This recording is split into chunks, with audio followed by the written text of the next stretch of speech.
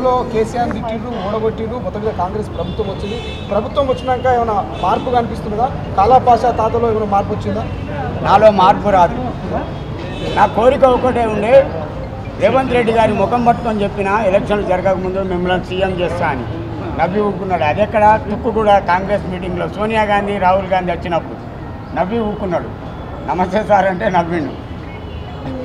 అతన్ని చేసిన బాబు గుర్తుపడుతుండా ముఖ్యమంత్రి గారు? అట్లా మీది ఎన్నికల ముంగల మీరు మాట్లాడిన మాటలు చాలా వైరల్ అయినాయి. సో ఆయన మిమ్మల్ని గుర్తుపడుతుండా? కలిసి రాయి మధ్య సీఎం అయ్యాక కలవలే, కానీ గుర్తుపడతాడు. ఎందుకంటే ఈ మీడియా ఉందా, నన్ను ఎంతో ఎత్తు తీసుకెళ్ళింది. నేను ప్రస్తుతం సీఎం గారిని కలవాలండి. నేనుగా నాకు అపాయింట్మెంట్ ఆర్డర్ ఎవరు ఇప్పించినా సరే ఒక 2 నిమిషాలు ఎక్కువ టైం తీసుకోను.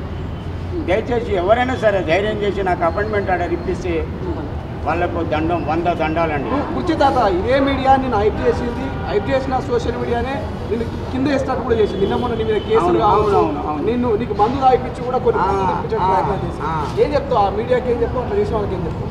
ఒకటి తినండి, నేను దేనికి భయపడా. నా 62 ఏళ్ల వయసులో ఫస్ట్ సారి పోలీస్ మెట్లు ఎక్కిన, అది అబద్ధం కేసు మీద. అయినా బాధపడ ఒక 5 నిమిషాలు కూర్చున్నా, చిన్న స్టేట్మెంట్ సిగ్నేచర్ చేసిన, సప్లైకి వచ్చిన, దట్స్ ఇట్.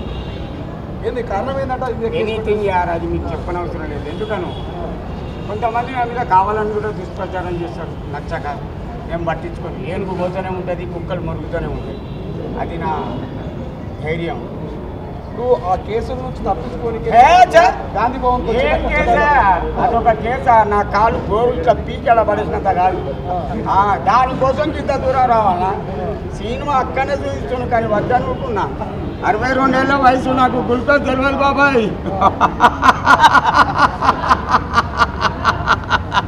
ఏందా నవ్వుకు అర్థమైంది? వికారం.